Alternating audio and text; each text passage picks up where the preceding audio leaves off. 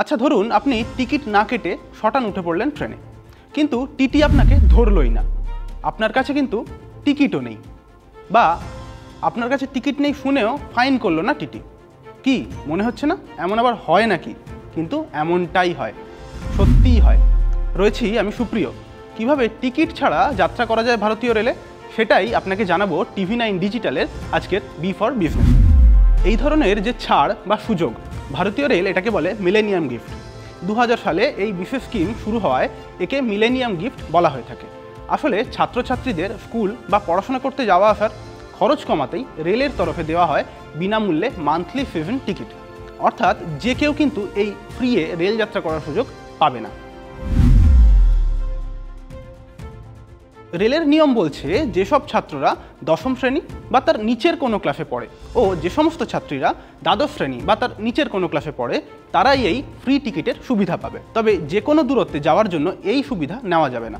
আপনার বাড়ির nearest railway station থেকে 150 কিলোমিটার দূরত্ব পর্যন্ত যে কোনো স্টেশনে যাওয়ার জন্য কিন্তু এই টিকিট পাওয়া যায়। এই টিকিট থাকলে বিনা খরচে চড়া যায় সেকেন্ড ক্লাসে, কিন্তু কোনোভাবেই ফার্স্ট ক্লাসে এই টিকিট নিয়ে চড়া যায় না।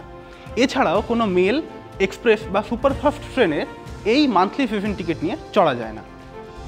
আসলে দেশের বা আগামীর ভবিষ্যৎ অর্থাৎ ছাত্রছাত্রীদের বাড়ি থেকে বিদ্যালয় বা পড়াশোনা করতে যাওয়ার পথ খরচের বোঝা কমাতে রেলের এই উদ্যোগ, যা গত 20 বছরের বেশি সময় ধরে দেশের বহু গরিব পরিবারকে সাহায্য করে আসছে। আপনি কি এই সুবিধা পেয়েছেন?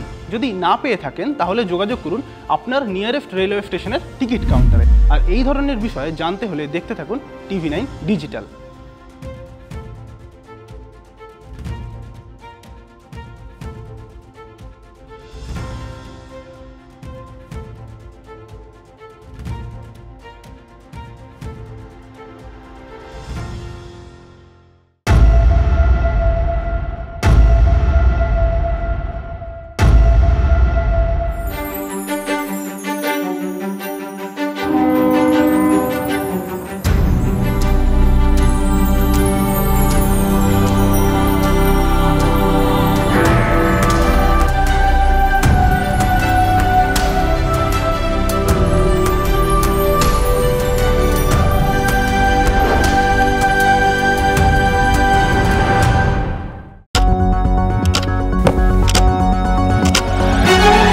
রাজনীতি শুধুই কি রাজার নীতি?